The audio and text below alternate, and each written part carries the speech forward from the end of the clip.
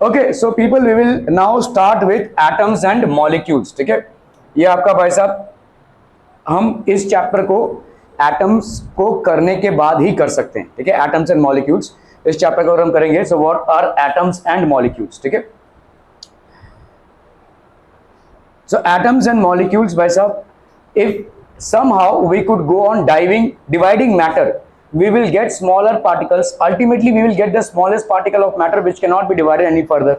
और इसी को डाल्टन ने क्या बोला था भाई साहब? एटम। ठीक है, डिवाइड करते जाओ करते जाओ करते जाओ करते जाओ, आप एक ऐसे स्टेज पे पहुंचोगे जिससे और फर्दर डिवीजन पॉसिबल नहीं है, and that is basically known as atom. This is the smallest particle of matter will be atom. All matter is made up of small particles called atoms and molecule. सारा matter जो है तो atoms और molecule से बना हुआ है। ठीक है, तो इसको अगर मैं, तो ये समझ लो एक गोल्ड का पीस है, इसको डिवाइड किया जा रहा है, डिवाइड किया जा रहा है, तो फाइनली एक ऐसे स्टेज पे आएंगे हम कि और फर्दर डिवाइड नहीं कर सकते। ठीक है, इनडिविजिबल पार्टिकल जो हो जाएगा उसको हम बोलेंगे एटम। उस एटम के अंदर प्रेजेंट होंगे क्या? Protons, neutrons and electrons. These will be the elements which will be the sub atomic particles present in it. So let us study burning reactions. On burning charcoal, it leaves ash at the end.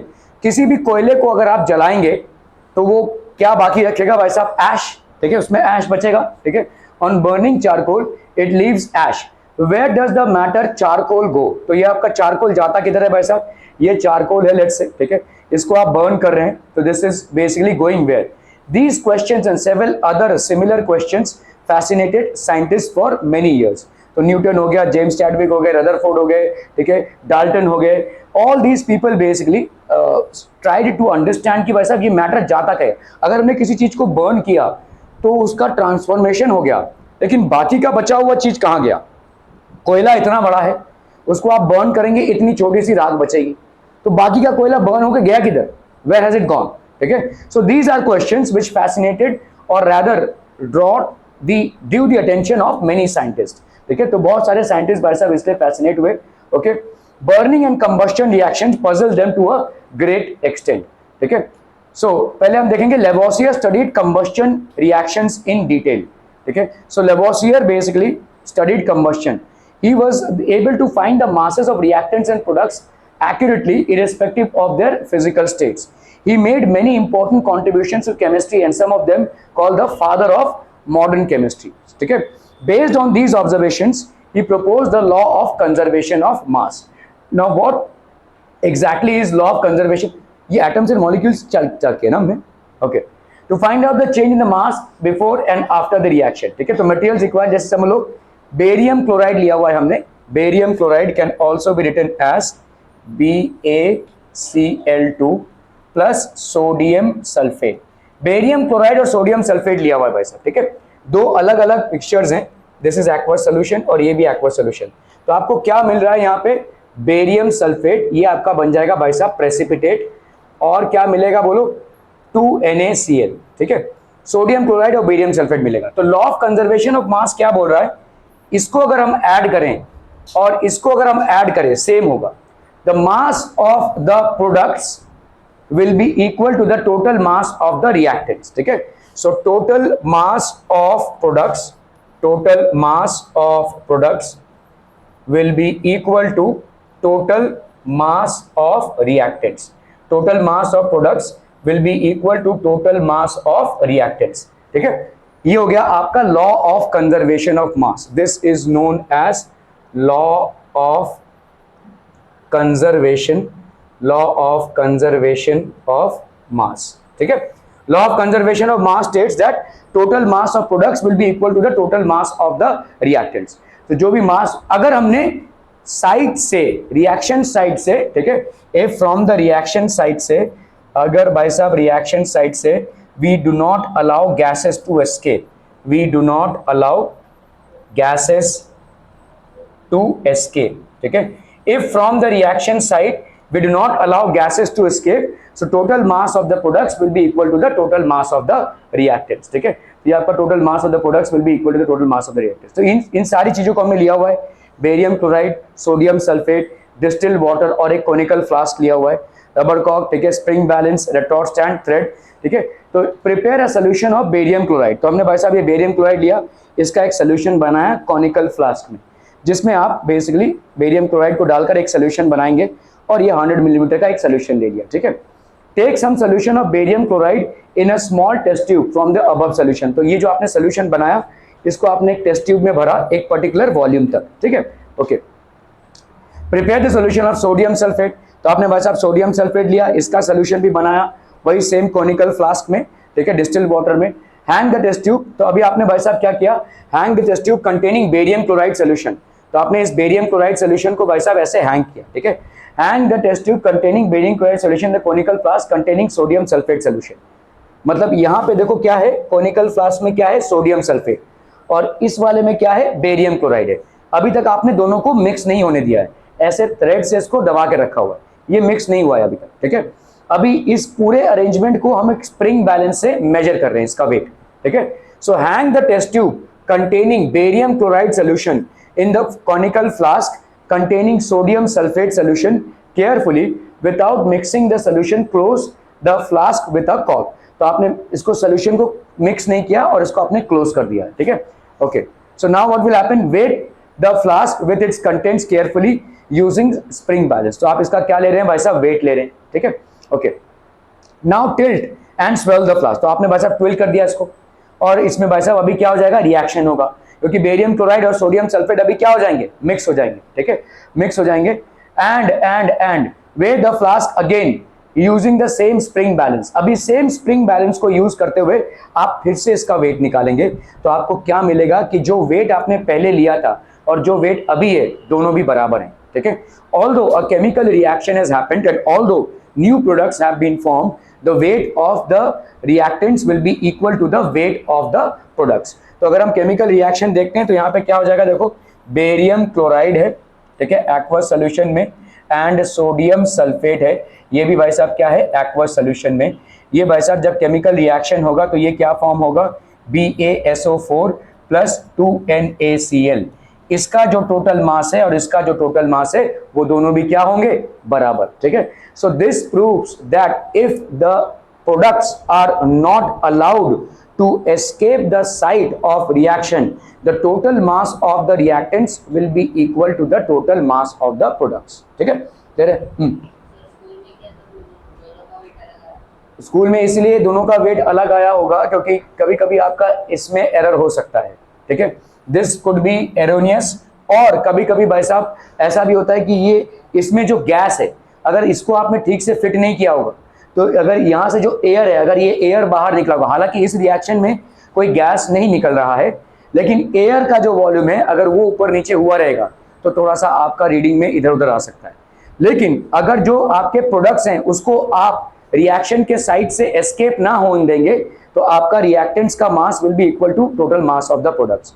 अगर आपके wait में थोड़ा सा difference आ रहा है तो इस वजह से हो सकता है क्योंकि ये जो आपने लिड लगाया हुआ है ये टाइटली शायद नहीं लगाया होगा, जिसके वजह से थोड़ा बहुत एयर यहाँ से एस्केप हो गया या थोड़ा बहुत लिक्विड यहाँ से एस्केप हो गया। ये सारी चीजें अगर होंगी तो आपका total mass of the reactants will not be equal to the total mass of the products. इसीलिए जरूरी ये है कि द प्रोडक्ट्स हो या रिएक्टेंट्स हो, दोनों भी प्रोडक्ट्स हो या रिएक्टेंट्स हो, ठीक है, should not escape the site of the reaction। The products and the reactants should not escape the site of the reaction। अगर कैसे भी करके प्रोडक्ट्स आपके गैसियस हो गया या कोई लिक्विड हो गया जो थोड़ा सा भी गिर उड़ गया या ये बहुत हल्के से बंद है तो भी आपका भाई साहब वेट में डिफरेंस आ जाएगा। लेकिन if the products and the reactants both are not allowed to escape the site of the reaction, then the total mass of the products will be equal to the total mass of the reactant। That is called law of conservation of mass, ठीक है। So now record your observation, weight of the flask and contents before mixing will be equal to weight of the flask and contents after mixing, ठीक है। So barium chloride when it reacts with sodium sulfate it forms barium sulfate। ये जो आपका इस तरीके का arrow down है इसको हम बोलते हैं प्रेसिपिटेट, ठीक है। प्रेसिपिटेट क्या होता है, अगर समझ लो खोलते हुए दूध में तुमने नींबू निचोड़ दिया तो जो पनीर ऐसे नीचे होता है, ठीक है, उसको हम बोलते हैं प्रेसिपिटेट, ठीक है, that is known as the precipitate. तो ये आपके सोल्यूशन में डिसॉल्व नहीं होगा, ये आपके सोल्यूशन में डिसॉल्व नहीं होगा, it will form a precipitate. और हो गया यहाँ पे सोडियम क्लोराइड, एक्चुअली बैलेंस करने जाएंगे तो ये 2NaCl हो जाएगा, ठीक है। तो ये आपका क्लियर सोल्यूशन होगा सोडियम क्लोराइड, ठीक है। ये आपका भाई साहब हो जाएगा व्हाइट प्रेसिपिटेट, ठीक है। A chemical reaction takes place, chemical reaction क्या होता है भाई साहब, एक ऐसा रिएक्शन जहां पे नए प्रोडक्ट्स बनते हैं, ठीक है। A chemical reaction takes place and the mass remains the same before and after the chemical reaction, therefore mass is neither created not destroyed in the chemical reaction. तो ना ही मास केमिकल रिएक्शन के time पे create हुआ है और ना ही भाई साहब डिस्ट्रॉय हुआ है, ठीक है। So mass is neither created not destroyed. The chemical reaction taking place in the above reaction can be written as barium chloride plus sodium sulphate solution, it forms barium sulphate that is white solid plus sodium chloride solution, ठीक है। So in an experiment to verify the law of conservation of mass the following things were obtained. तो let's say हम अगर experiment कर रहे हैं तो mass of barium chloride जो लिया है हमने वो है 20.8 gram, mass of sodium sulphate वो कितना है आपका 14.2 gram, mass of barium sulphate form ये कितना है भाई साहब दिस एंड दिस, इन दोनों को भाई साहब ऐड कर लो कितना आ जाएगा, देखो मास ऑफ द रिएक्टेंट्स तो ये आ गया भाई साहब 4 + 1 5, ठीक है, 2 + 1 3, और इन दोनों को ऐड कर लो भाई साहब कितना आ जाएगा, ये भी आ गया आपका 35, ठीक है। So mass of the reactants will be equal to the mass of the products, ठीक है। ये आपके भाई साहब क्या हो जाएंगे, these are products and these are what people reactants, ठीक है। so mass, total mass of the reactants will be equal to the total mass of the products, और यही आपका क्या है भाई साहब law of conservation of mass, clear people, ठीक है। in this case barium chloride and sodium sulfate are reactants, so mass of the reactant 35, here barium sulfate and barium chloride are products, so mass of products कितना हो गया आपका 35, ठीक है। since the total mass of products in this chemical reaction is equal to the total mass of reactants, therefore the given data verifies the law of conservation of mass, okay। Lavoisier carried out the burning of charcoal in a closed apparatus and found no change in mass. Lavoisier, on the basis of this experiment, he proposed the law of conservation of mass. It states that matter is neither created nor destroyed during a chemical reaction. More simply, the mass of products is equal to the mass of the reactants in a chemical reaction. तो जो mass होगा, ठीक है, products का, ये mass of the reactants के बराबर होगा। तो यहाँ पे देखो ये सवाल दिया हुआ है 15.9 gram of copper sulphate and 10.6 gram of sodium carbonate react together to give 14.2 gram of sodium sulphate and 12.3 gram of copper carbonate, which law of chemical combination is obtained and how, ठीक है। तो आप देखो यहाँ पे copper sulphate है, ये copper sulphate and यहाँ पे है भाई साहब सोडियम कार्बोनेट, तो Na2CO3 हो गया आपका सोडियम कार्बोनेट। यहाँ पे कितना है ये 15.9 और ये वाला कितना है भाई साहब 10.6, ठीक है। रिएक्ट टुगेदर तो यहाँ पे फॉर्म क्या होगा भाई साहब sodium sulphate which is Na2SO4 and copper carbonate CuCO3, ठीक है, ये हो गया कॉपर कार्बोनेट। खैर यहाँ पे सारे फॉर्मूले शायद आप नहीं लिख पाएंगे लेकिन ऐसे भी चलेंगे, नाम के हिसाब से भी अगर चलेंगे तो भी चलेगा। यहाँ पे देखो this is basically what copper sulphate, this is copper sulphate, this is sodium carbonate, this is basically sodium carbonate, ये बन रहा है क्या भाई साहब आपका sodium sulphate, this is forming sodium sulphate and this is what copper carbonate, this is forming copper carbonate, ठीक है। ये 15.9 और ये 10.6, सोडियम सल्फेट आपका भाई साहब कितना बना, ठीक है, sodium sulphate is 14.2 gram and ये हो गया आपका 12.3 ग्राम, ठीक है। तो मास ऑफ रिएक्टेंट्स कर लो भाई साहब, what will be your total mass of reactants, mass of reactants भाई साहब कितना हो जाएगा 15.9 और ये हो गया 10.6, ऐड कर लो भाई साहब 9 + 6 हो गया 15, 5 + 1 6 और ये 1 + 1 2, तो ये हो गया कितना 26.5 ग्राम। यहाँ पे ऐड करो भाई साहब, ठीक है, mass of products, so this will B mass of products, mass of products बताइए कितना हो जाएगा 14.2 इधर हो गया 12.3 इधर हो गया, 3 + 2 हो गया 5, 4 + 2 6 और ये 1 + 1 2, तो ये हो गया आपका 26.5। तो क्या आपका law of conservation of mass verify हो रहा है, mass of the reactants is equal to mass of products, ठीक है, mass of products. So this verifies the law of conservation of mass. CuSO4 + Na2CO3, ठीक है, ये आपका बना रहा है भाई साहब, तो इधर भी 26.5 ग्राम आ गया, इधर भी आपका 26.5 ग्राम हो गया, ठीक है। So this is copper sulphate, this is sodium carbonate, this is sodium sulphate and this is copper carbonate, ठीक है। So the total mass of the products is equal to the total mass of the reactants. Hence, the above reaction obeys the law of conservation of mass. Carbon dioxide is added to 112 gram of calcium oxide. ठीक है, आज के लिए यहीं तक रखते हैं। कल इस सवाल को करेंगे भाई साहब, ठीक है। Okay people, we were discussing what atoms and molecules. तो एटम्स एंड मॉलिक्यूल्स में हमने इसके पहले वाले चैप्टर में एटम्स देखा क्या होता है, एटम्स इंडिविजिबल पार्ट होते हैं। अभी इन एटम्स को जोड़ जोड़कर क्या बनता है, मॉलिक्यूल्स, ठीक है। तो इन एटम्स को जोड़ जोड़ के बनता है आपका मॉलिक्यूल्स, ठीक है। तो कल हमने क्या देखा कि भाई साहब अगर कोई रिएक्शन हो रहा है, केमिकल रिएक्शन हो रहा है, तो जो टोटल मास होता है रिएक्टेंट्स का वही टोटल मास होता है प्रोडक्ट्स का। अगर आपने किसी भी चीज को साइट ऑफ द रिएक्शन से एस्केप नहीं करने दिया तो, क्योंकि आपके बहुत सारी चीजें क्या होती हैं, गैशियस फॉर्मेट में होती हैं या लिक्विड फॉर्मेट में होती है। अगर जहां से रिएक्शन हो रहा है वहां से वो चीजें एस्केप करती हैं तो आपके भाई साहब डिफरेंस आ जाएगा, ठीक है। So what we studied yesterday was that total mass of reactants is equal to total mass of products, ठीक है, total mass of products। और इस लॉ को हम क्या बोलेंगे बच्चा बाड़ी, लॉ ऑफ कंजर्वेशन है, मोशन, लॉ ऑफ, कहां फिजिक्स घुसा रहे हो भाई साहब केमिस्ट्री में, law of conservation of matter, ठीक है। मास भी बोल सकते हैं, मैटर भी बोल सकते हैं, law of conservation of mass, ठीक है, क्लियर है। तो मतलब जितना भी आपका टोटल रिएक्टेंट्स का मास होगा वो टोटल प्रोडक्ट्स के मास के बराबर होगा, ठीक है। क्लियर क्लियर क्लियर क्लियर, चाहे कोई भी प्रोडक्ट, लेकिन एक शर्त है यहाँ पे कि आप जहां पे भी रिएक्शन हो रहा है वहां से किसी प्रोडक्ट को बाहर नहीं जाने दे रहे हैं, चाहे वो गैशियस फॉर्मेट हो चाहे लिक्विड फॉर्म, एकदम एयर टाइट कंटेनर में भाई साहब ये हो रहा है, ठीक है। तो जैसे इनका कल सवाल था कि हमने तो एक्सपेरिमेंट किया था स्कूल में, लेकिन हमारे मास में डिफरेंस आ गया था। आपके मास में डिफरेंस इसलिए आया था क्योंकि आपसे कोई मतलब असावधानी घटी होगी, या तो कॉर्क ढीला होगा उसका जिसकी वजह से कोई गैस एस्केप आउट हो गया होगा, तो ये तमाम चीजें हो सकती हैं। अगर एकदम एयर टाइट कॉर्क है, मतलब एकदम फिट है वो, और मतलब जिस भी रिएक्शन को आप करवा रहे हैं तो आपको कोई मास में डिफरेंस नहीं मिलेगा, बिफोर एंड आफ्टर में कोई मास में डिफरेंस नहीं मिलेगा, ठीक है। ओके, अगर मतलब हमने सावधानी नहीं बरती तो थोड़ा ढीला अगर रखा है तो उसमें से गैस एस्केप आउट कर सकता है। अगर कोई गैस फॉर्म हो रहा है और वो एस्केप आउट कर रहा है from the site of the reaction, तब मास में आपको डिफरेंस मिल जाएगा, ठीक है। Okay, so carbon dioxide is added to 112 gram of calcium oxide. Formula बनाना आता है कि नहीं, कुछ सीखे हो? कैल्शियम ऑक्साइड का फॉर्मूला क्या होगा? देखो ये सब तमाम चीजें होती रहेंगी, हालांकि इसमें ये उतना इंपॉर्टेंट नहीं है। चलिए इसको ऐसे भी कर सकते हैं। देखो ये कैल्शियम ऑक्साइड है, देखिए ये आपका हो गया कैल्शियम ऑक्साइड, और इसमें आपने क्या फॉर्म किया वैसा, कार्बन डाइऑक्साइड, ठीक है, कार्बन डाइऑक्साइड, ठीक है।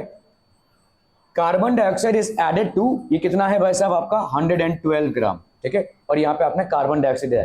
The product form is 200 gram of calcium carbonate.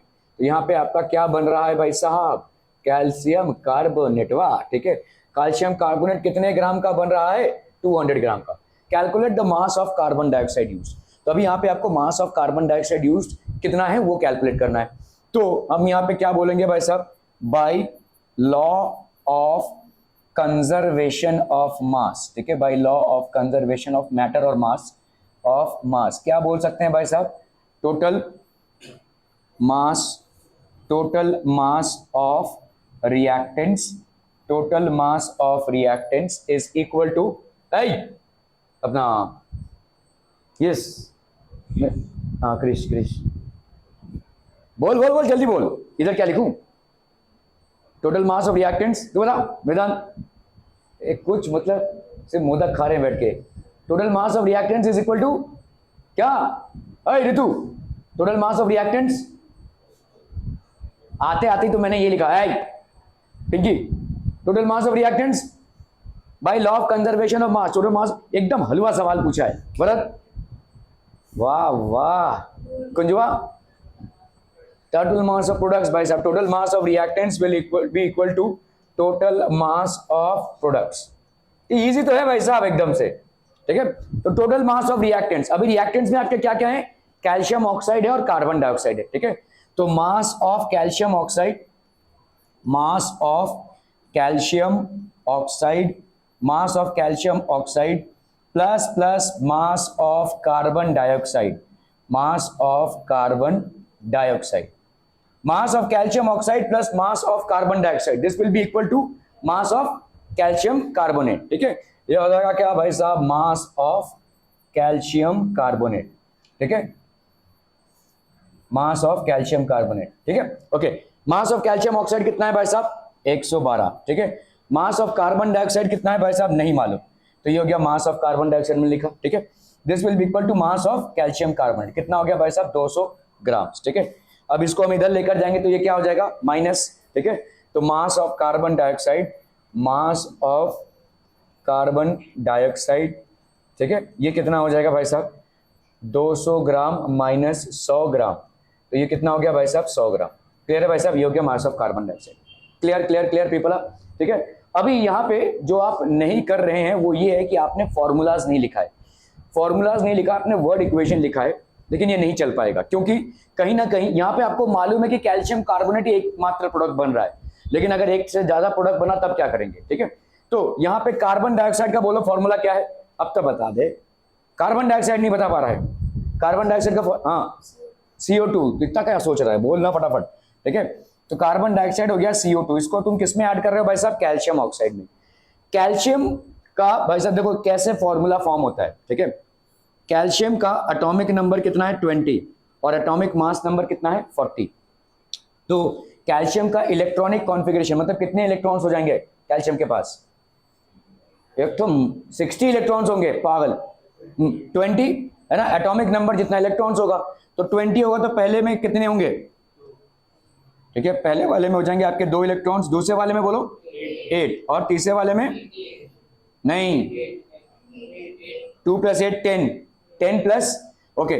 मैंने आपको 2 रूल्स बताए थे, देखो आपने, यस आप अगर बोल रहे हैं कि यहाँ पे 18 इलेक्ट्रॉन्स होने चाहिए, लेकिन क्या आपके पास 18 इलेक्ट्रॉन्स हैं, 2 तुमने इधर यूज कर लिए, 8 तुमने इधर कर लिए, 10 तो तुम्हारे खत्म हो गए, तो इधर कितना भरोगे, 10 भर सकते हो, उसकी कैपेसिटी कितने की है, 18 की है, तो 10 भर सकते हो, लेकिन आउटर मोस्ट ऑर्बिट में तुम कभी भी 8 से ज्यादा इलेक्ट्रॉन्स नहीं भर सकते। ठीक है, चलिए इस चीज को समझ लीजिए भाई साहब। ठीक है, देखो यहाँ पे मैं बता रहा हूं आपको, ये हो गया क्या, पहले तुमने भरा 2, फिर तुमने भरा 8, फिर तुम कितना भरोगे यहाँ पे, तुम बोलोगे भाई साहब इसकी कैपेसिटी थर्ड वाले की कितनी होगी, 2 × 3 का स्क्वायर होगा, दैट इज 9 × 2 दैट इज 18 होगा।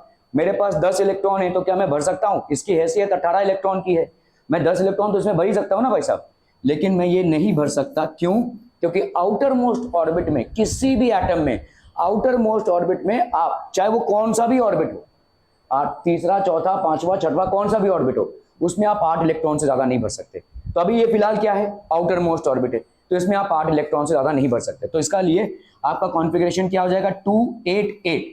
अभी तुम्हारे पास कितने इलेक्ट्रॉन्स बचे, 2, तो ये भाई साहब भरा जाएगा चौथे वाले ऑर्बिट में। समझ में आ रहा है, तो आप हमेशा याद रखिएगा, outer most orbit of any atom cannot have more than 8 electrons. Clear है पीपल, समझा। ठीक है, तो इसका मतलब कैल्शियम के आउटर मोस्ट ऑर्बिट में कितने इलेक्ट्रॉन्स हो गए भाई साहब, 2। ये 2 इलेक्ट्रॉन्स, तो आपका हमेशा हर एटम का यही प्रयास है कि उसके आउटर मोस्ट ऑर्बिट में 8 इलेक्ट्रॉन्स हों। ठीक है, तो कैल्शियम अभी क्या कर सकता है, या तो भाई साहब 6 इलेक्ट्रॉन्स कहीं से गेन करेगा, या तो ये 2 इलेक्ट्रॉन्स ये माइनस कर देगा, है ना। अगर ये 2 इलेक्ट्रॉन्स चले जाते हैं तो उसके पास आउटर मोस्ट ऑर्बिट में कितना हो गया, 8, तो ये स्टेबल हो जाएगा भाई साहब। ठीक है, तो अभी 6 इलेक्ट्रॉन्स को गेन करने के लिए बहुत बड़ी अमाउंट ऑफ एनर्जी की जरूरत होती है, तो हमेशा याद रखना, एटम्स विच हैव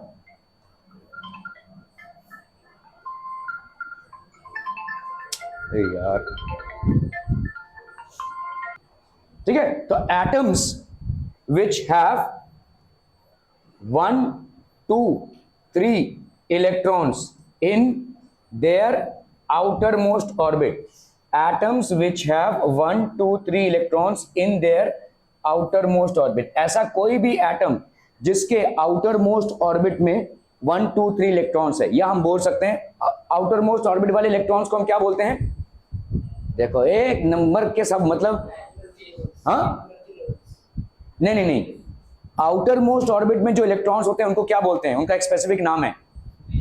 हाँ, नहीं नहीं नहीं, आउटर मोस्ट ऑर्बिट के इलेक्ट्रॉन्स को हम क्या बोलते हैं, वैलेंसी इलेक्ट्रॉन्स। पीपला पीपला पीपला, अरे भाई साहब मैं लिखा चुका हूं इसको, ठीक है। आउटर मोस्ट ऑर्बिट में जो इलेक्ट्रॉन्स होते हैं उनको हम बोलते हैं वैलेंसी इलेक्ट्रॉन्स। तो अगर आपके आउटर मोस्ट ऑर्बिट के इलेक्ट्रॉन्स 1 2 या 3 है, या वैलेंसी इलेक्ट्रॉन्स 1 2 या 3 है, तो ये एटम्स क्या करेंगे, एटम्स विल लूज 1 2 और 3 इलेक्ट्रॉन्स। ये भाई साहब अपने इलेक्ट्रॉन्स लूज करेंगे, ठीक है।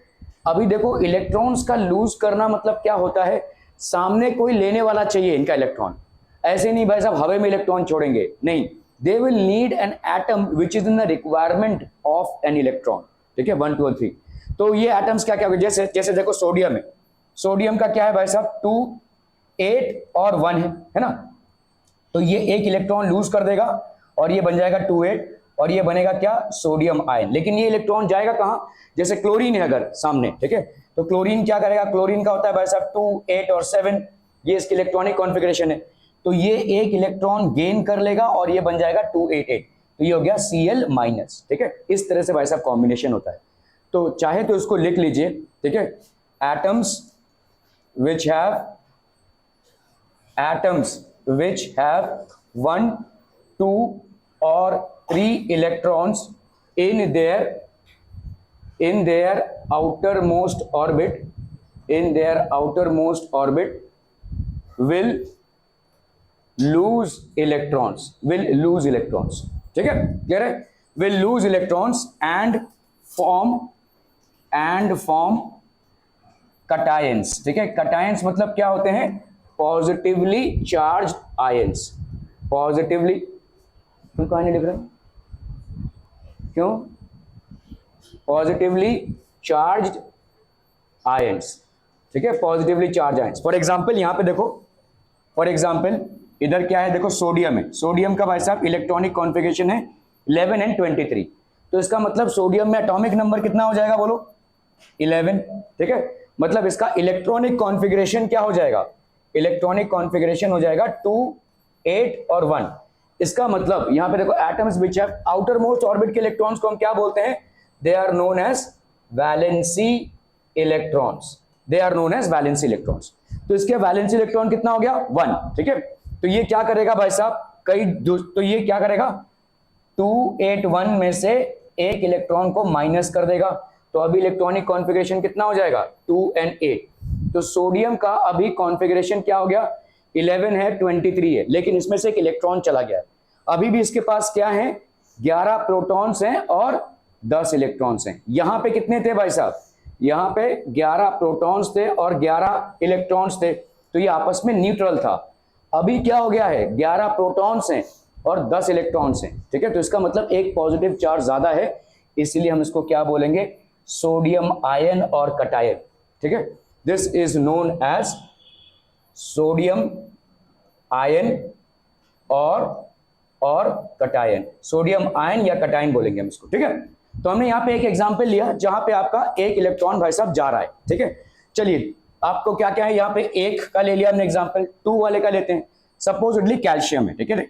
तो कैल्शियम का भाई साहब ये 20 है और ये हो गया 40, मतलब एटॉमिक मास कितना है 40 और एटॉमिक नंबर कितना है 20, ठीक है।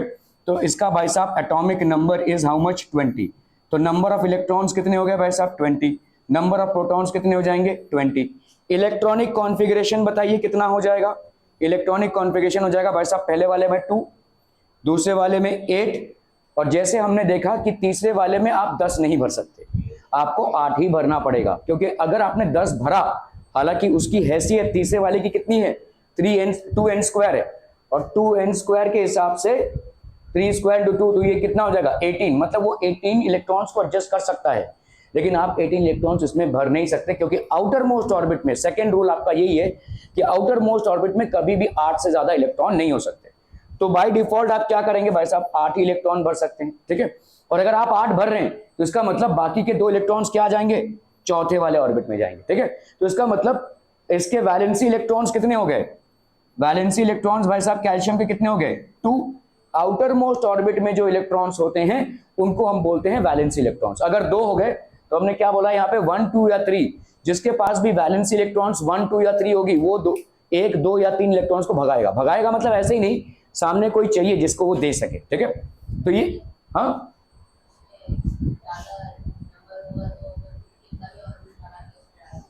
क्या क्या क्या ज्यादा नहीं नहीं, तुमको भाई आउटर मोस्ट ऑर्बिट में 8 से ज्यादा नहीं लग सकते तुम।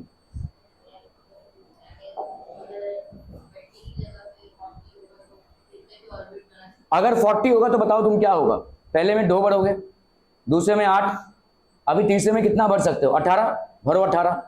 अगर 40 होगा, लेट से कोई एलिमेंट है जिसका एटॉमिक नंबर कितना है 40 है, ठीक है ठीक है, चलिए भरते हैं, इसका इलेक्ट्रॉनिक कॉन्फ़िगरेशन देखते हैं हम। ये हो गया 2, ठीक है, इसमें कितना भरोगे 8, इसमें तुम कितना भर सकते हो 18, ठीक है, 18 प्लस 2 20, 20 प्लस 8 28, इसमें कितना भरोगे, नहीं तुम्हारे पास कितने बचे हैं और कितने बचे, 10 10 और 28 12 बचे हैं तुम्हारे पास अभी। तो इसमें कितना भर सकते हो, 2 इंटू 4 का स्क्वायर कितना होता है बोलो, 4 का स्क्वायर हो गया 16, 32 भर सकते हो। तो क्या यहाँ पे 12 भरोगे, नहीं, ठीक है 12 नहीं, तुम्हारे पास 12 इलेक्ट्रॉन्स बाकी है। तो अभी इसका कॉन्फ़िगरेशन क्या हो जाएगा, 2 8 18 तुमने भरा यहाँ पे, इधर तुम आउटर मोस्ट ऑर्बिट है तो 8 से ज्यादा नहीं भर सकते, तो बाय डिफॉल्ट तुमको क्या करना पड़ेगा 8 पे आना पड़ेगा, ठीक है। अब बताओ कितने बचे 4, तो ये तुम्हारा 5th ऑर्बिट में 4 आ जाएगा, ऐसे होगा, समझ में आ रहा है ये, ठीक है। तो आपका इलेक्ट्रॉन्स भरने का यही स्कीम है। हालांकि इसकी कैपेसिटी कितनी है भाई साहब, इसकी कैपेसिटी है 18, इसकी कैपेसिटी देखो, इसकी कैपेसिटी 2 की है 2 भरा तुमने, इसकी कैपेसिटी 8 की है तो इसमें तुमने 8 भरा, इसकी कैपेसिटी 18 की है तुमने 18 भरा बराबर, इसकी कैपेसिटी कितने की थी 32 की, ठीक है, 32 की जगह पे तुम 12 तो भर ही सकते हो, लेकिन प्रॉब्लम ये है कि आउटर मोस्ट ऑर्बिट में 8 से ज्यादा इलेक्ट्रॉन्स नहीं हो सकते, तो तुमको भाई साहब यहाँ पे 8 ही भरने पड़ेंगे। तुम्हारे पास थे 12, 8 भरे 4 बचे, तो तुम्हारा ये 5th ऑर्बिट में सेंटर हो जाएगा। क्या ये समझ में आ रहा है people, are be clear on this one, ठीक है। खैर यहाँ पे अभी कैल्शियम का भाई साहब कितना हो गया, 2 इलेक्ट्रॉन्स बचे, 1 2 या 3 वैलेंसी इलेक्ट्रॉन जहां पे होते हैं they will lose their electrons. तो अभी कैल्शियम क्या करेगा भाई साहब, -2 इलेक्ट्रॉन्स कर देगा, ठीक है। तो अभी कैल्शियम के पास भाई साहब इलेक्ट्रॉन्स कितने हो गए, पहले 20 थे अभी हो गए 18, ठीक है। प्रोटॉन्स कितने हो गए, प्रोटॉन्स में कोई चेंज नहीं, ठीक है। एटॉमिक नंबर भाई साहब आपका वही रहेगा 20। एटॉमिक नंबर हमेशा आपका होता है नंबर ऑफ प्रोटॉन्स पे, ठीक है।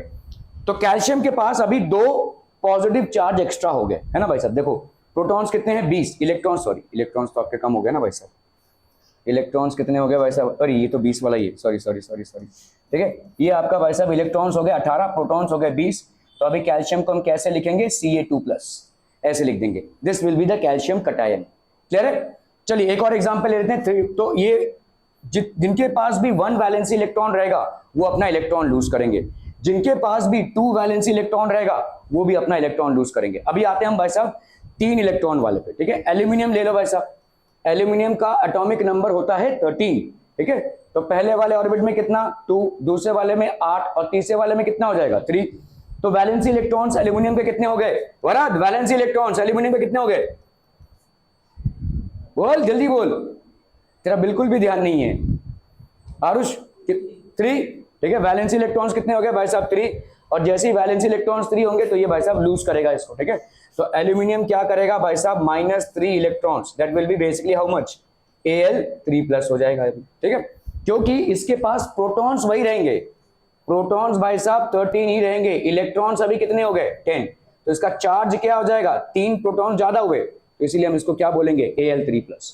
क्या ये मामला समझ में आ रहा है। तो elements which have 1 2 and 3 valency electrons will lose their electrons and they will form cations. क्या ये समझ में आ रहा है, ओके। अभी हम आते हैं भाई साहब एलिमेंट्स, ठीक है, एलिमेंट्स विच हैव 4 का भी छोड़ देते हैं, which have 5 6 and 7 electrons, 5 6 and 7 electrons in their outermost orbit, 5 6 and 7 electrons in their outermost orbit will gain electrons, ठीक है। Elements which have 5 6 and 7 electrons in their outermost orbit will gain electrons, ठीक है। चलिए इसको देखते हैं हम भाई साहब यहाँ पे। तो जैसे समझो आपका क्लोरीन है, देखो क्लोरीन 1735 है, ठीक है। क्लोरीन का भाई साहब इलेक्ट्रॉनिक कॉन्फ़िगरेशन, इसका मतलब इसका एटॉमिक नंबर कितना हो गया बोलो 17, नंबर ऑफ प्रोटॉन्स कितने हो गए बोलो 17, नंबर ऑफ इलेक्ट्रॉन्स कितने हो गए बोलो 17। अगर नंबर ऑफ इलेक्ट्रॉन 17 है तो बताओ अरेंज करो 2, 8 और तीसरे वाले में कितने इलेक्ट्रॉन्स होंगे 7, तो इसके वैलेंसी इलेक्ट्रॉन्स कितने हो गए 7। तो अभी इस 7 को वो बाहर नहीं भगा सकता। It requires a huge amount of energy to get 7 electrons away. So what it will do, it will accept an electron. ये भाई साहब एक इलेक्ट्रॉन बाहर से लेगा। तो ये जो बाहर से ही एक इलेक्ट्रॉन ले रहा है, जिसकी वजह से अभी इसका इलेक्ट्रॉनिक कॉन्फ़िगरेशन क्या हो गया 2, 8 एंड 8, आउटर मोस्ट ऑर्बिट में 8 इलेक्ट्रॉन्स हो गए, ये स्टेबल हो गया। लेकिन इसका इक्वेशन बिगड़ गया। अभी प्रोटॉन कितने हैं बोलो 17 और इसके पास इलेक्ट्रॉन कितने हो गए बोलो 18। ठीक है, तो इसका मतलब इसके पास एक नेगेटिव चार्ज ज्यादा है, तो ये क्या हो जाएगा Cl माइनस, और इसको हम क्या बोलेंगे क्लोरीन आयन, या हम इसको अनायन भी बोलते हैं।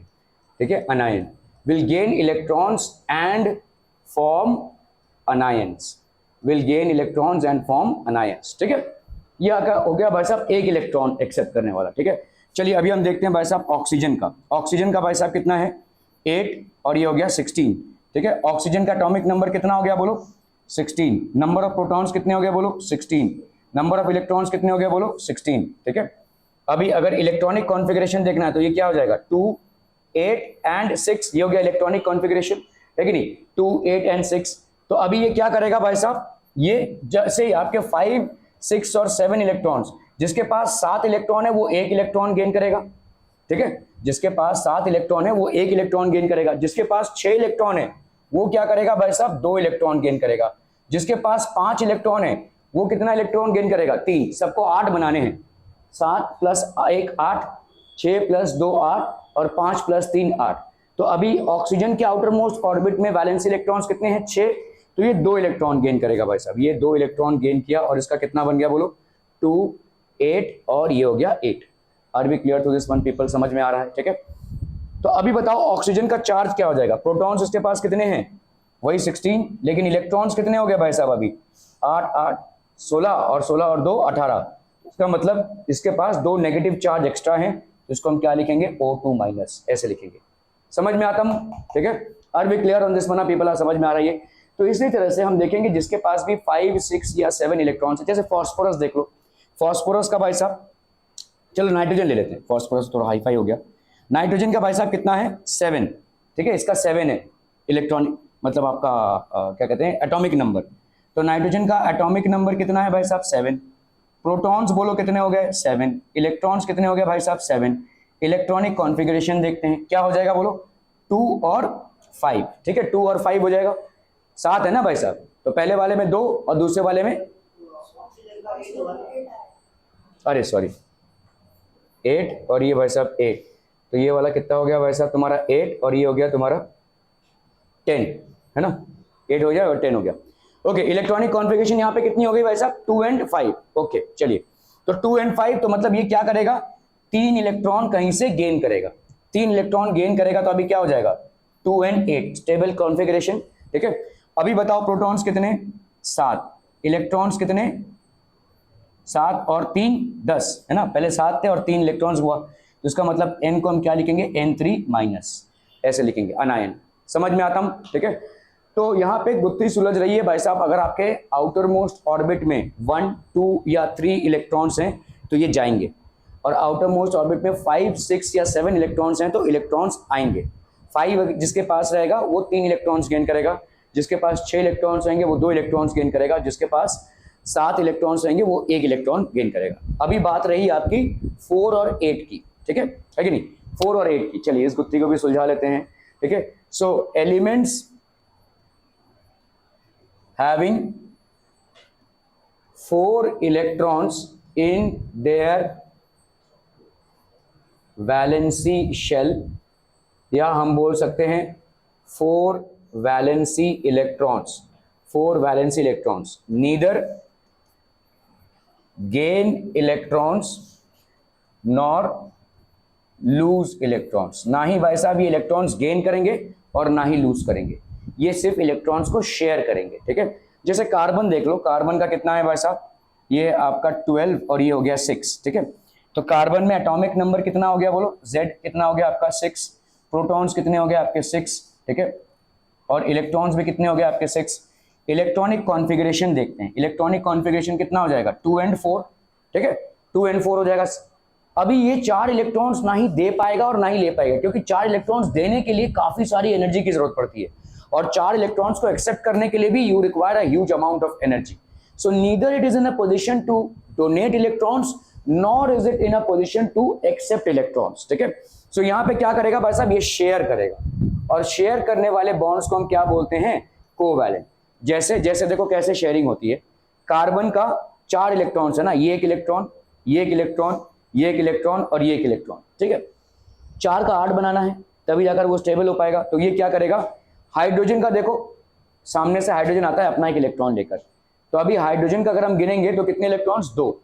एक और सामने से हाइड्रोजन आएगा अपना इलेक्ट्रॉन लेकर, एक और सामने से हाइड्रोजन आएगा अपना इलेक्ट्रॉन लेकर, एक और सामने से हाइड्रोजन आएगा अपना इलेक्ट्रॉन लेकर, ठीक है। तो आपका भाई साहब हाइड्रोजन का 2, हाइड्रोजन का 2, हाइड्रोजन का 2। अभी कार्बन का कितना गिनेंगे हम, देखो कार्बन का भी इक्वल शेयर है, मतलब ये इलेक्ट्रॉन्स किसी एक एलिमेंट के पास नहीं चले जाएंगे, ये इलेक्ट्रॉन्स शेयर होंगे, तो दोनों की गिनती में शेयर होंगे। हाइड्रोजन का कितना हो गया 2 स्टेबल, हाइड्रोजन का कितना हो गया 2 स्टेबल, हाइड्रोजन का कितना हो गया 2 स्टेबल, हाइड्रोजन का कितना हो गया 2 स्टेबल। कार्बन का देखो 1 2 3 4 5 6 7 8, सिर्फ हाइड्रोजन और लिथियम ऐसे एलिमेंट्स हैं जिनके आउटर मोस्ट कॉन्फ़िगरेशन में 2 ही चाहिए, ठीक है, वो हम बाद में देखेंगे। क्या ये समझ में आ रहा है, this is how the combining capacities. तो चौथे वाले का बुद्धि सुलझता है, ठीक है। Okay, now we will come to atoms which have 8 electrons, ठीक है, एटम्स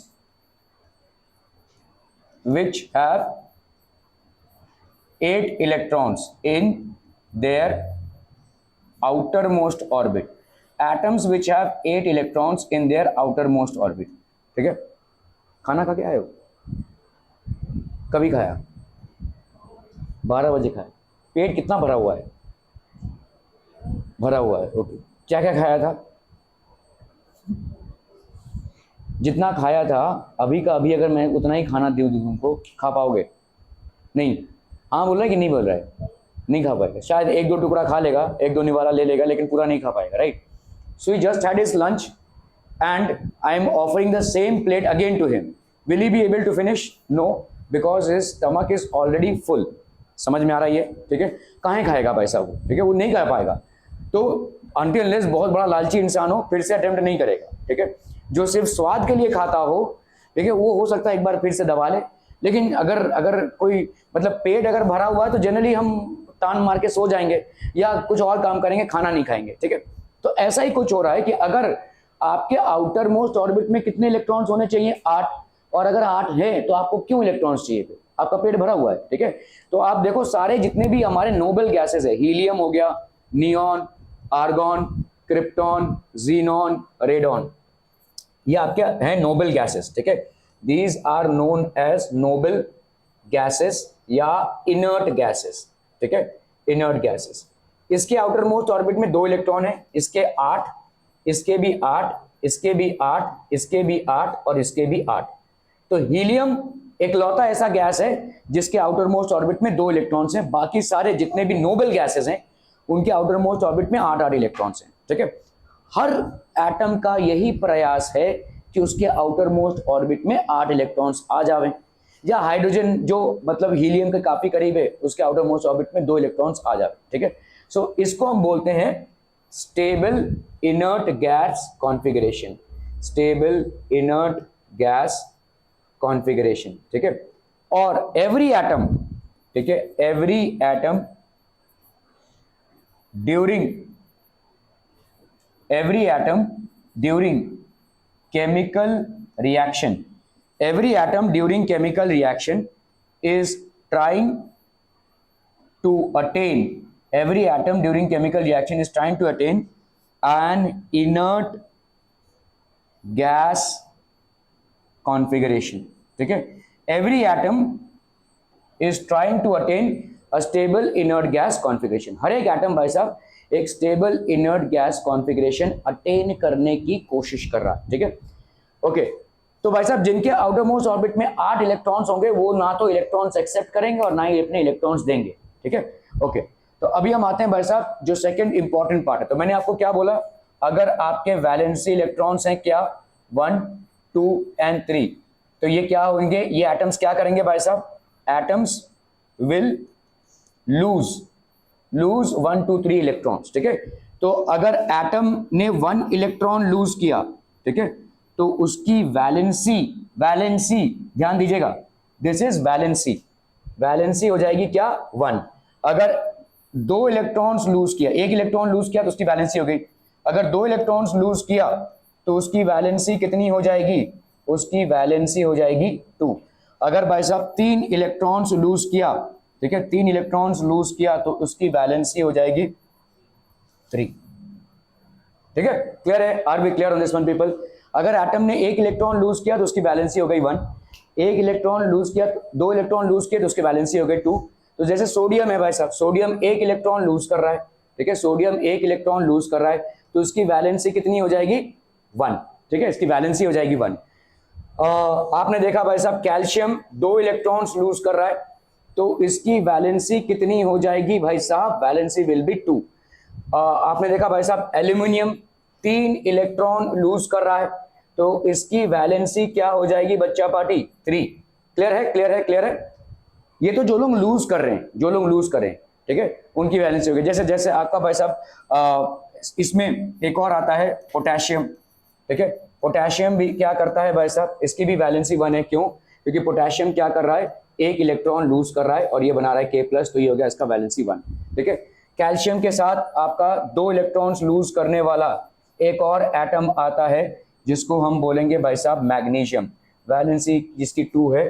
तो ये मैग्नीशियम क्या करेगा भाई साहब, 2 इलेक्ट्रॉन्स लूज करेगा और बन जाएगा क्या भाई साहब Mg2+, तो इसकी वैलेंसी कितनी हो गई बच्चा बाड़ी 2, ठीक है। क्लियर है, are we clear on this one people, ठीक है, ओके चलिए, हाँ करेंगे।